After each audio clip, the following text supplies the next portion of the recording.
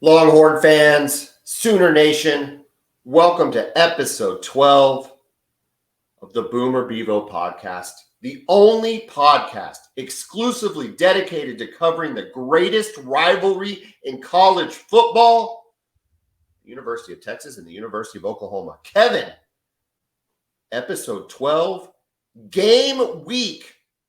Can you believe it? Can you believe it? Listen, it is taken. I feel like doing this podcast has made it take longer to get here. I think you might be right about that. Yeah. Oh my gosh, I'm so excited though. We've been building up to this. We've done previews, we've done coaches, we've done quarterbacks, we've talked recruiting. Games we love. Yeah. By the way, the recruiting. Have you seen Oklahoma's latest recruiting stats? Yeah, and I want credit for that, by the way, not for Oklahoma's recruiting, but for trying to talk you off a ledge. No. When I said, listen, they're going to be fine. There's a path that if everything continues to hit, we just got McCarty Vickers, we just got Anthony Evans.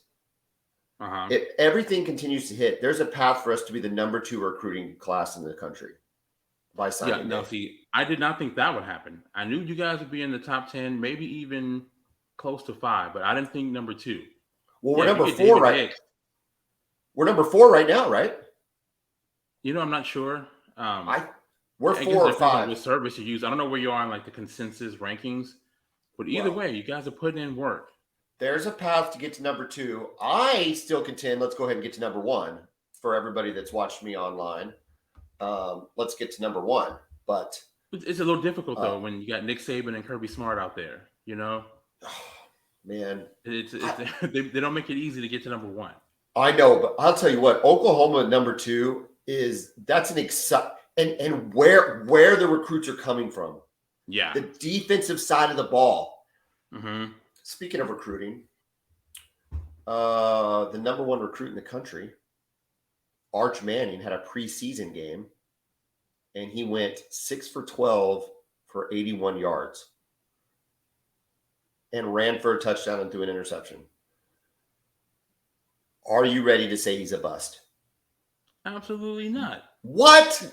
Arch is that guy. Arch slander will not be tolerated. Arch slander will not be tolerated? No. What about Quinn? Absolutely what about not. Quinn slander? Will Quinn slander be tolerated? Depends on how he performs out there. Dude, listen, if I'm a Texas fan, I see that stat line, and that makes me nervous. I mean, everything we get from Jackson Arnold is like accolade, accolade, accolade, accolade. And then it's like the one headline you get from Arch, 6 of 12, 81 yards. Have you looked at Denton Guyer's roster? What? That is literally D1 recruits. Are we making excuses now for you Arch? You should be sorry. 6 incompletions? Throw it to the guy who's open. Sorry.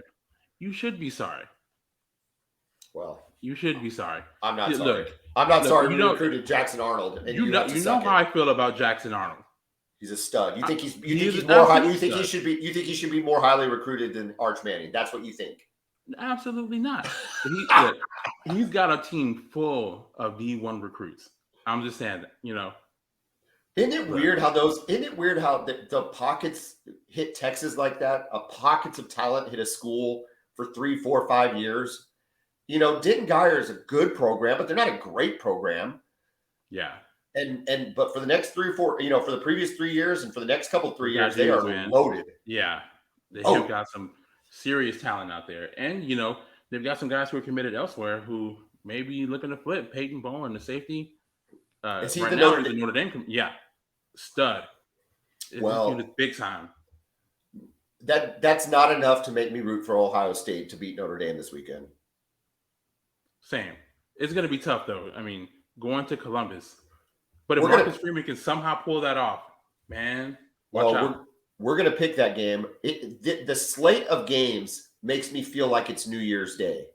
It's very impressive for a week 1 schedule, for sure. I feel like I'm watching better versions of the Rose Bowl, Fiesta Bowl, and Peach Bowl. Yeah. Or maybe I should say Orange Bowl. Maybe I should say Orange Bowl because it's happening in Florida. But you have Oregon, Florida is the worst of the 3. Georgia. Oh, I'm sorry. Florida, Utah which is the worst of the three. And that's a heck of a matchup. It is. And then you've got Georgia, Oregon, who Georgia is giving, they are acting like Oregon doesn't even know how to play football, which maybe Georgia just steamrolls them. But Oregon, I think, could be sneaky good. And then oh my gosh, Notre Dame, Ohio State. Are you kidding me for week one? 2 blue bloods, week one. Oh my goodness. What are we talking about here? It's fantastic. Yeah. Let's recap, Kevin, a little bit from last week. Last week, we made our first week's worth of picks in our week 0, in the week 0 games. How did we do? How did I do? Kevin, you didn't do too bad. You have a winning record. We picked the Nebraska game, the Illinois game, and the Vanderbilt game. I picked the UTEP game. You had Nebraska winning and covering. Yeah. I don't know what Scott Frost was doing on that onside kick. Yeah. But that was so stupid. Yeah, it wasn't necessary at all in that moment. It wasn't. I don't know. I'm not saying that's why they lost the game. They lost the game because their defense was horrible and they didn't get no pass rush at all. They lost and their they couldn't game. Stop the run. I was going to say Northwestern ran it down their throats. Well, they threw for 300. They threw for 300, ran for 2. It was crazy. It was really weird. And the crazy part is Nebraska had control of that game twice. Yeah. And it's just so unnecessary. It just didn't even make sense. But anyway, so I had that as a win, though, because I had Nebraska winning, but not covering. Not covering, yeah. But I get credit for the win. We both had Illinois over Wyoming. You had Vanderbilt over Hawaii, and they just smoked Hawaii. They did. And then leading into our game 1 opponent for Oklahoma, I had UTEP, and that was a loss. So we are 2-1 on the season. 2-1, each of us. At the end of the episode today, we're going to pick these 3 games. We're going to pick Oklahoma, UTEP. We're going to pick Texas, Louisiana Monroe. Yeah. And we're going to pick the game of the week, which I think is Notre Dame, Ohio State. Any objections? None whatsoever. Is this one of the best opening slates you can remember? No doubt about it. Yeah, this is very impressive, man. The hardest part is figuring out which game to focus on. At the 2:30, OU's playing. And that's Georgia and Oregon, right? Correct. Also, a very underrated matchup, Cincinnati at Arkansas. That's an underrated matchup. And it'll be interesting to see how the Bearcats do sans Desmond Ridder. Correct. And to see if Arkansas is as good as everybody thinks Arkansas is supposed to be. Yeah. But I'll tell you the sneaky good matchup that I'm looking forward to. And the schools have been down, Florida State more so. But I'm looking forward to LSU, Florida State. Yeah, that should be fun. Where is that game in Baton Rouge? No, it's in the Superdome. Yeah, you know how it is. You know how it is there. First of all, it's a road game for FSU. Yeah, it's not a neutral site game. Here's the thing. I used to love the early back when Florida State was good, but the early season Florida State games. They played Miami early. Yeah. They even played Oklahoma like in 2011, but I'm even talking about going further back, like in the early 2000s. They play those early Miami games. Mm-hmm. But and Clemson, they play them at Florida State, which I think is that Doak Walker Stadium? Doak Walker, yeah. Okay. No, Doak Campbell. I'm sorry, you're right. Yeah. But they set the camera up in a really it's like a different angle. The film deck is at a different spot than it is for most stadiums. Yeah. And it makes the dudes look so big. Yeah. And so you would watch a Florida State Miami game like in 06 when really neither of them were any good. And they would look so big and so fast. And they would usually play that Monday night game. And you had seen everybody else play that weekend. And you're like, man, nobody's going to play with these guys. And then they'd go get hammered by Wake Forest or something. But, oh, my gosh, man. I love those games. So I'm excited about that game. I think you're right about that one.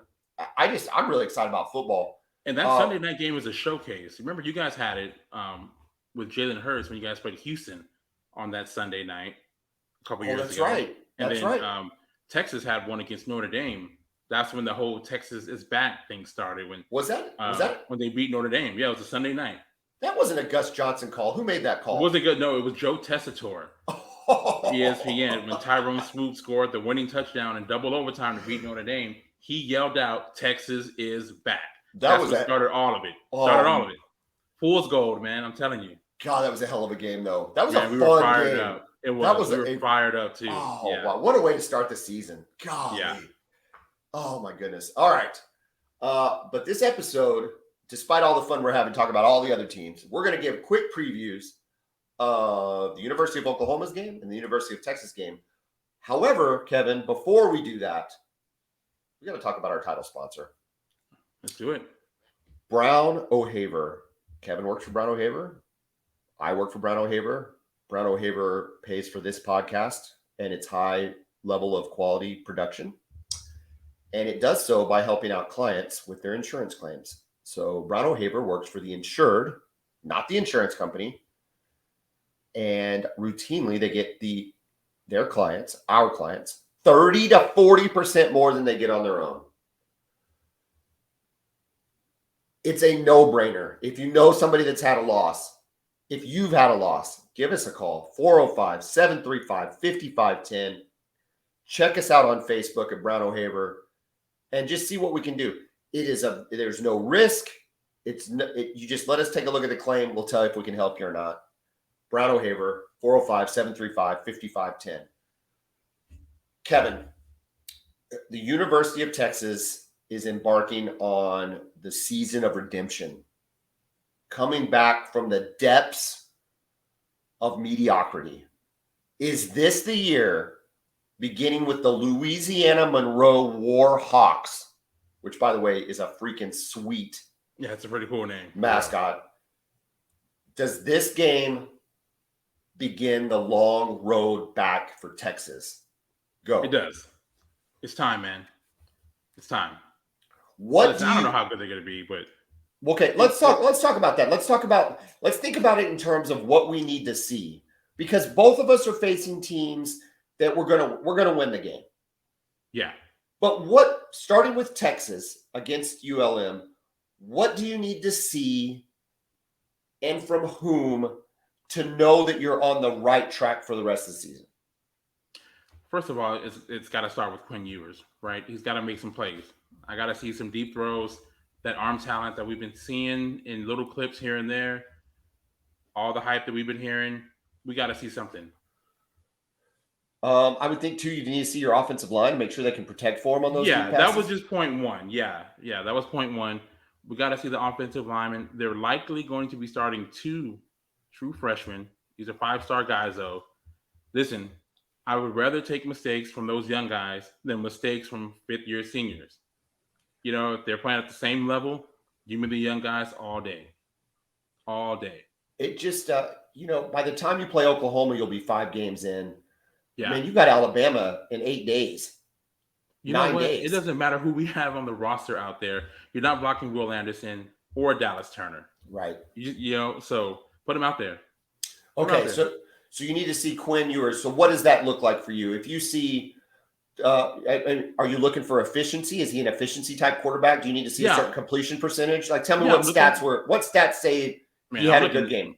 I'm looking for 70% completion percentage. What did he average in high school? Do you remember? I don't. Yeah, I think it was in the high 60s though. But okay, I'm not 100% sure. Yeah, but he was a relatively efficient quarterback in high school. Yeah, he threw a lot. I mean, he'll 45 touchdowns, 5 interception type seasons.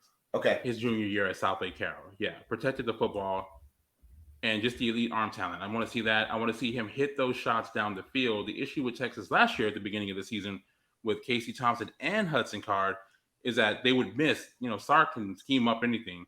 So guys open down the field, they're missing them constantly last season.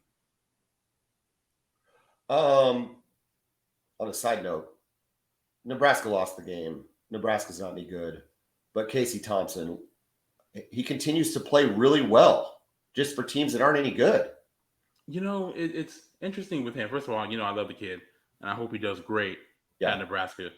But again, in the second half, he had a couple of interceptions. One of them, the receiver could have caught it a little bit behind him, and then that second one was bad. I just don't know if he's a guy who can win the game for you, if that makes sense. You know what I mean? Like Boy, and like I said, I support the kid. You know how I feel about. I mean, I'm a huge fan. The record in Texas and so far in Nebraska tends to support your argument. And I don't know that he's going to be any good as a winner, but the flashes of talent and arm talent is there. Oh, I mean, in the first half, he made some amazing throws. The offense just looked great. Everything was just rolling along. Do you need to see anything from Bijan to know Bijan's okay, or is Bijan going to be fine regardless? Yeah, he's going to be fine, and I think he's going to make some huge plays in the first half. I mean, I think they're going to really get him going. How many carries will Bijan get? I would say maybe 13 or so. Okay.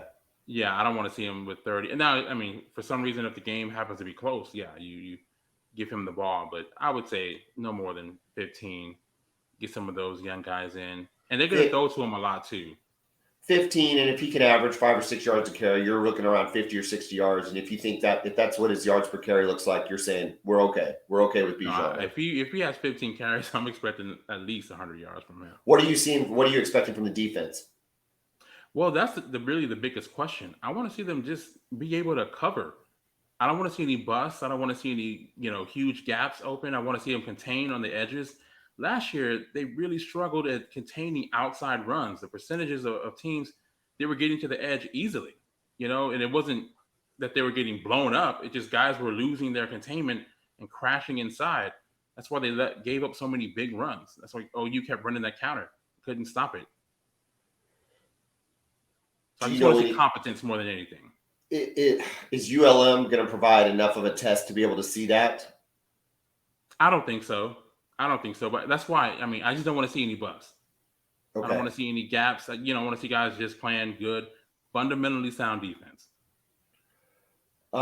What's your final score prediction? I think it's going to be, I don't know if we'll get to our picks, but I think, maybe 45-10, something like that. Okay. 45-13. Who will be your backup? Hudson Card? Correct. Will your third string quarterback get any play? I don't think so. No. Okay. I don't think so. I personally, I want to see Quinn in there for quite a while. This guy hasn't played in, since his junior year in high school. I guess that's right. This isn't a typical starter backup role. You've got to get this kid some reps. Right. Yeah, he needs reps. Yeah. So we get Hudson in there, great. Malik Murphy, we'll see. Okay. I would love, Kevin, to dig a little deeper into your depth chart, but your coach has put it under lock and key. He thinks that by disguising the depth chart, that the opponents for the year 2020 to season 2022 will be at such a disadvantage that there's no way they can win the games. Can you explain the mentality of Steve Sarkisian and why he is not releasing a depth chart? No, I have absolutely no idea. I mean, does it bother me personally? No, but I have no idea why not. I don't think there's any gamesmanship there. I don't see how it benefits Texas or how it hurts Texas' opponent. So I have no idea. I mean, I guess the depth chart is. I mean, they have a depth chart. Yeah, he has a depth chart. The coaches have a depth chart. I'm sure the players have a depth chart. We don't have one. I don't know. I mean, now that we do a podcast, I guess I could, you're like, I guess as part of the content, folks, it sure would be nice if he had a depth chart, but does it really matter? Does he have a depth? But just from the fan standpoint, though, right? You kind of want to see where guys are ranked and stand up. It's exciting. Starting? Yeah. I mean, that's kind of where fans want to be engaged, is get that depth chart. And we'll talk about OU's depth chart. But the first thing I did was, where's the running backs? Where's this guy? What's going on? I want to know. I need info. And to not get one, it's just kind of a letdown. I mean, I guess it doesn't matter, and we'll figure it out soon enough. But it's just kind of a letdown. I don't know. But agreed. Yeah. Lincoln Riley did that weak stuff too. I mean, he did a depth chart, but it had like 47 players listed at wide receiver. So yeah. Or like, yeah. I don't know. All right. Oklahoma plays UTEP. The Miners, yes. So side note, when the girls were wondering who UTEP was, there's two important stories come to mind with UTEP. The first one is we played them in 2000 for the first game when we won the national championship. Okay. Uh-huh. I don't know. Maybe BV knows that. Maybe that's why he decided to take the job in 2022. That's number one. Number two, though, I got to talk to him about this 1965-66 Glory Road team. Oh, yes. Texas Western, right? Texas Western. I mean, Kevin. What a story. What a story. And I was the funny part when you explain the kids stuff is just when you say it out loud, you realize just how crazy life can be. And how absurd things were then. Yeah. And I said, yes, they were the first team to start 5 black guys in basketball. And you could see their brain, their brains working like, wait, what? Why was this? That makes any sense. Yeah. And I go, and then they played Kentucky that was all white guys. And that just like blew their mind. That's even weirder than the other thing you said. They're like, well, that one was kind of weird, but all white guys. I go, now, to be fair to Kentucky, there were some pretty good white guys, but yeah, they were all white guys. And just looking at their brains, like process what is happening in front of them, or, in their brain.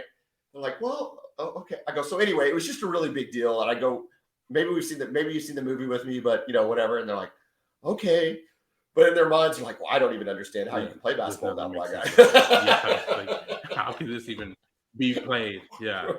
What are we doing? It's like when you hear the story about Bear Bryant taking Alabama to play USC to show the people of Alabama that having black players on the field is fine.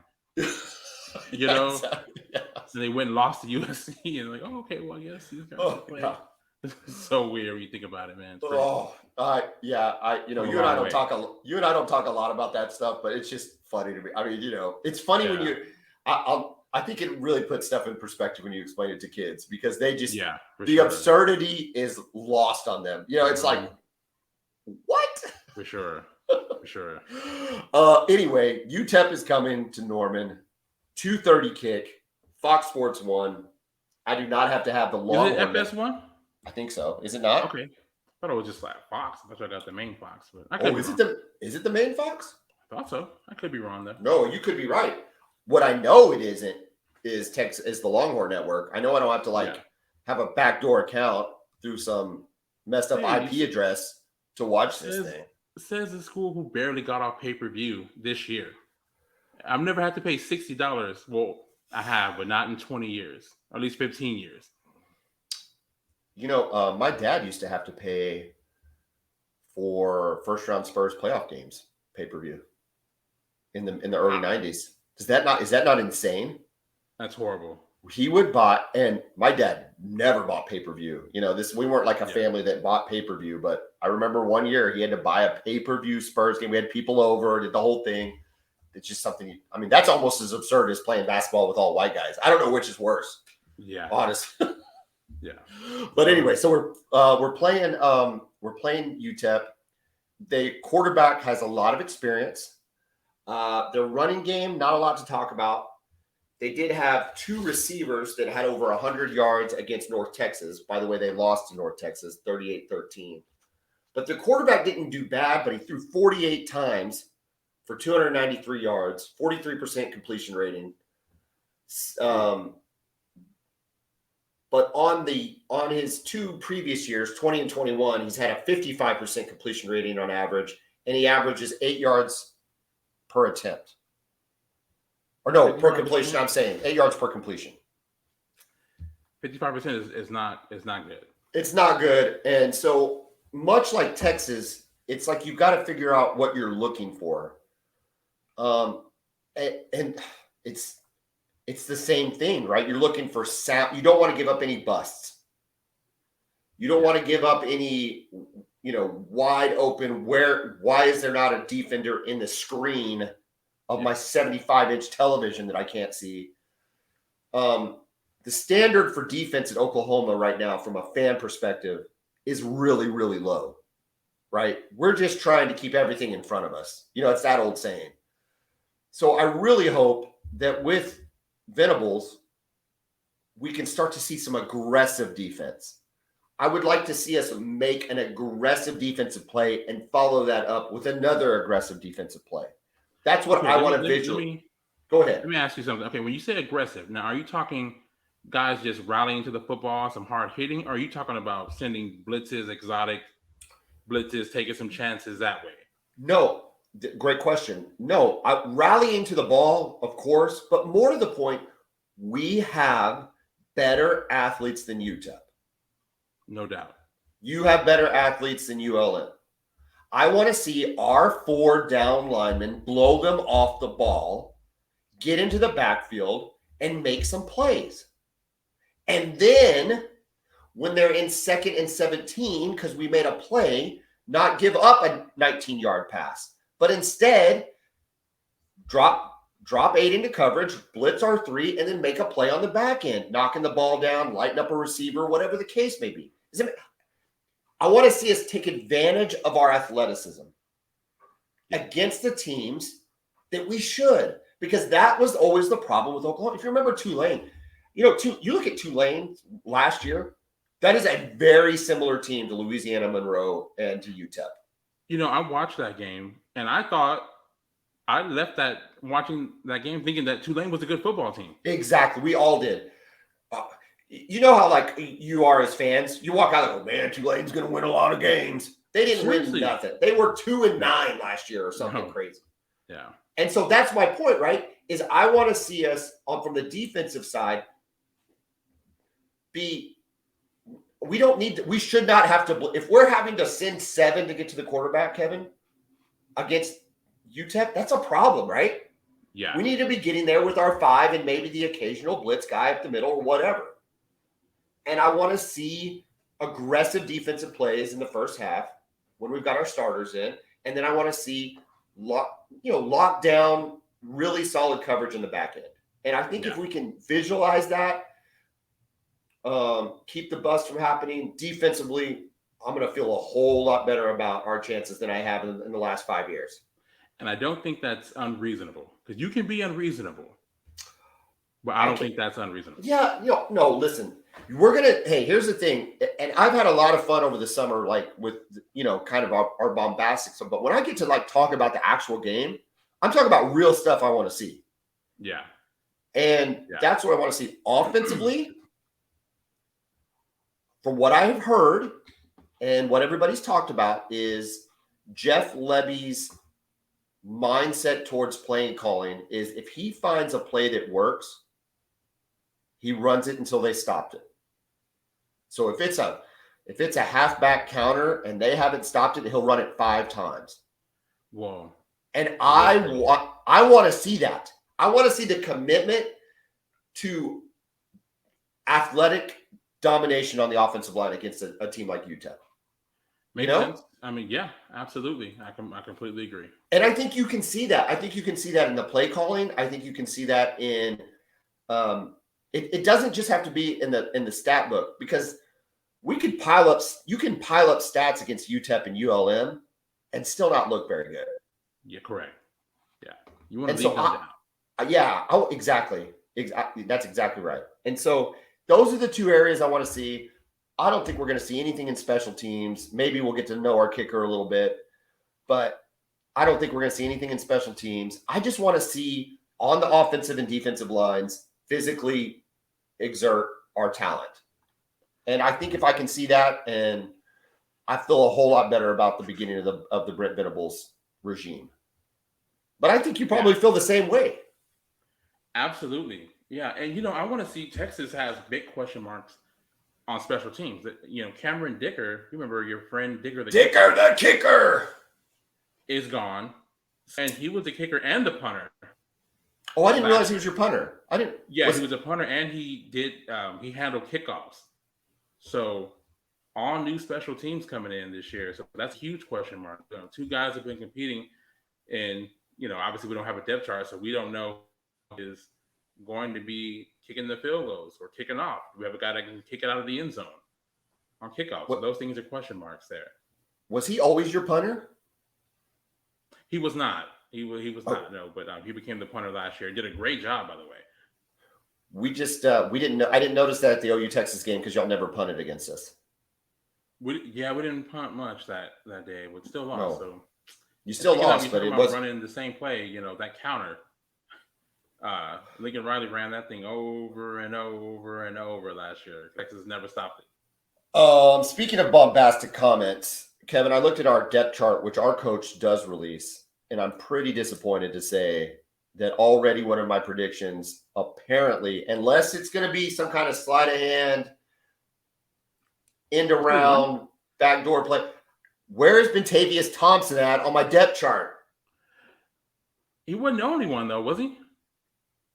Gavin Sawchuk's not on there either, and he's supposed to be crazy fast. Did you think Nick Evers was going to be the backup? Yes, I did. That just goes to show you I really don't know what I'm doing. You never know, man, with these things. This is what you're hoping for. Gavin Sawchuk is going to play, though, right? I mean, I don't know if you've been hearing anything about him. Will he play? Because he's a late, he didn't start camp until the summer, right? Yeah. He was summer enrollee. So he's a summer enrollee. He's fast, maybe though, man. I don't know. I don't know. I am. Remember, you can play 4 games.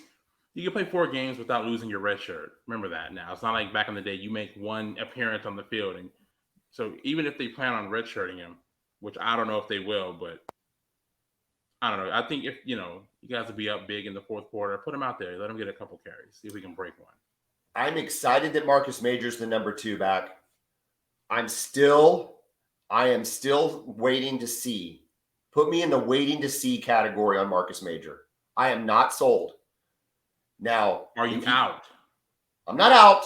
Why would I be out? He's one of our guys. He still wears the Sooner red. He's going to have Sooner red on. Okay. No, I'm not out. I'm not out. Okay. But when I say out, I mean, like, are you a non-believer, basically? Like, I'm just not going to church right now. Let's put it that way. Okay. That's good. I need to have like Easter Sunday before I'm back. That's good.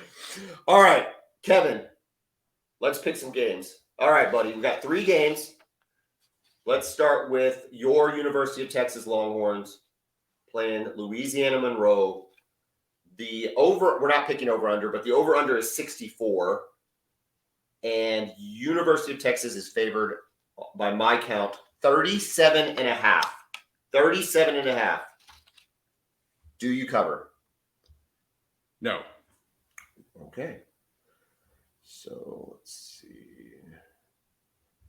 He's taking ULM and the points. Wow. I'm actually going to take the cover because Oklahoma. Well, I'm sorry. I'm on UT. That's a lot of 37.5 is a lot of points. That's what I'm saying. It's a lot of points, man. That's a lot. I'm with you. If it was OU spread, I would if it was 30 or 30.5, I would go with Texas. But yeah, I'm with you. On the OU game, it's 30. I got 31.5. That's what we're picking on. You saying cover? Or are you saying me too. Well, there's a couple reasons though. It's like the thing I'm worried about with Louisiana Monroe is that they get some last minute points. Yeah, those garbage time. Those late quarter points. Yeah, when you're playing against the 4th stringers, bunch of true freshmen out there. But for some reason, maybe I'm being negative. This isn't meant to be a dig at Texas. I just feel like OU is going to be a little more dialed in when their scrubs are in. I don't know why. Maybe I just see orange and I think that, or it's of course. I don't know. I'm still saying that's not the reason. I just think I don't know. I think it'll be like 45-13, something like that. I mean, the game. I don't think it'll ever be in doubt. But yeah, 37.5 is a lot. That's a lot of points, man. Yeah. We talked about it before with Louisiana Monroe. you don't know. I mean, nobody really knows their roster that well. We're not going to pretend to like break down ULM's roster. But if some of those guys are from Louisiana, they are ball players. Yeah, they can be dogs too. So. Jeez, that state for oh my gosh, it's like they grow them in the bayou, and they just come out. Not Arch Manning, but all the other guys are just dogs. Okay, game of the week. Coming soon. Okay. Noted. Yeah, go ahead and note it. Noted. Notre Dame at the Ohio State University. The spread I had was -17. Do you have an updated spread? Are you good on that? No, I didn't even realize it was 17. Wow. I thought that was crazy. We can verify it and email and put it out on Twitter that we amend our spread. But I looked it up on DraftKings. Let me look it up. I'm gonna look it up real quick. Okay, go ahead. I'm gonna look it up real quick. Let's just see. Okay, while you look that up, this is kind of my take on the game, period, right? Okay. What are we going to see from this rebuilt Ohio State defense under former OSU defensive coordinator Jim Knowles? Are they going to be significantly better than they were last year? Because they were not good at all last year. I hate to say this because I don't like Ohio State. Uh-huh. But if he can do what he did with Oklahoma State talent, yeah, I'm nervous to see what he can do with Ohio State talent. Yeah. Because that team was one heck of a defensive team last year. They really were good. All the way in all three levels. Mm-hmm. For sure. My thing is, though, even if say Notre Dame comes out and they play good defense, right? Can they score enough points just with their offense? I have a lot of questions about their offense. So did Brian Kelly take their offensive coordinator? Do you know? No, he did not take Tommy Rees with him. He stayed. Remember Tommy Rees? With the backward hat, Tommy Rees. Yeah. He still wears he still wears the hat backwards. Yeah. You remember when he was their starting quarterback? When Brian Kelly heck was yeah. yelling at him? He was so loud. He was so mad. He was turning purple. You remember that? Yes. That was Tommy Rees he was yelling at. He's the offensive coordinator at Notre Dame. He still is. So, but I think they were running Brian Kelly's offense, though. So I'm curious to see what their offense looks like. I can first of all, I confirm the spread, or at least as of today, it still is 17. Man. Vegas either knows something we don't, or they're trying to get everybody to come in on Notre Dame. I'm telling you right now, I'm taking Notre Dame in the points. I am too. And look, we can be wrong. They can lose by 50. Well, this is not making a very good competition because we're going to have the exact same record, but that's okay. I'm taking Notre Dame in the points because Ohio State always kind of has trouble in these early season games. I mean, you think about Oregon. Was it Oregon last year? Yeah, I'm not sure if that was their first game. I think that was week 2. Okay, but you had Oregon, and then I think about even Oklahoma when they didn't put up a ton of points there in that game, and that was at home. They had Minnesota last year. I look back on it. Do you remember that? It was on a Thursday night, and they struggled in that game. They struggled. So Ohio State doesn't typically come out of the gates, and Notre Dame is, if nothing else, they're talented. Yeah. If nothing else, they are talented, and they're going to play hard for this new coach. And I think they keep it close. Maybe it gets into the fourth quarter and gets a little out of hand, but I don't think Ohio State covers the 17. Neither do I. What does it have to be like for Marcus Freeman? It's really your first game as head coach, and you're playing against your alma mater. Oh, I didn't realize he went to Ohio State. Yeah, he was there in 2008. Was his last year there. He was there. Remember James Laurinaitis? Yes, he was with that group. He was a starting linebacker. He was a really good linebacker too. Wow. Yeah. James, his last game they played against Texas in the Fiesta Bowl. Who else has done that? Dabo has done that. Dabo's had to go up against that. I mean, he had to go up against Alabama. Yeah, correct. But your first game? Yeah. I just can't imagine what that's going to feel like for him running out of the tunnel at the place that he played at, coaching for Notre Dame. Oh, that's the crazy. kind of emotion. I mean, that's the stuff of dreams right there. It's crazy. It is crazy. I wonder. I mean, I know this is a down the line question. If he has continued success at Notre Dame, he leaves Notre Dame for Ohio State, doesn't he? Absolutely. Yeah. No question about it. I think so too. Yeah. I think so too. I think he does. Apparently, I mean, Brian Kelly left him for LSU, and Well, I think he got fed up with the limits on recruiting because of their academic standings, you know, and he saw the talent that he'll be able to get at LSU. Look, there is no state in this country that has a home field recruiting advantage like LSU does. At least a state that has talented football players. I couldn't agree more. Listen, the last 3 head coaches at LSU have won a national championship. That's unheard of. It's unheard of, and you don't see it. So, dude, listen, it's game week. I'm excited. Here's the schedule for the next Boomer Bevo. We will be recording Sunday morning. Guys, we will get our live reactions out. We'll talk about the games. We'll talk about what we saw. Hopefully, we're talking about big wins for both schools. I'm excited for this season. I'm excited for the slate of games. Kevin, what else do they need to know? What else do they need to know about the Boomer Bevo podcast? Man, just keep watching and keep listening. Comment, join the discussion, man. Let's get it going. That's right. We've got the Boomer Bevo Pod Twitter account. You can hit us up at Twitter. We've got a lot of followers. We're excited. I'm still learning how to do Twitter. Honest to God, I don't even know what the heck I'm doing half the time. I did some tweet the other day, and Alice is like, that's not, you don't know what you're doing. So I'm working on it. You haven't gotten us banned yet, so I'll give you credit for that. Because I was expecting to be banned by this point. I haven't gotten us banned. I don't think anybody's unfollowed us. So, of the 12 we've got, nobody's turned our back. So I'm pretty fired up about that. We're still on there, so I'm content with that. And another big shout out to the ref and putting us on their Podomatic page. We continue to get a lot of love from you guys, all you ref listeners. The Ref Army. Kevin, they have a new name. They're the Ref Army now. The Ref Army, okay. I got to be on with the voice of the Sooners, Toby Rowland, this morning, talking Brown O'Haver, talking Boomer Bevo, talking Oklahoma football. It was outstanding. Toby, thank you. And Kevin, I'm looking forward to a good weekend, dude. I'll see you Sunday. We'll talk to you Sunday, man. All right, Boomer. Hook 'em.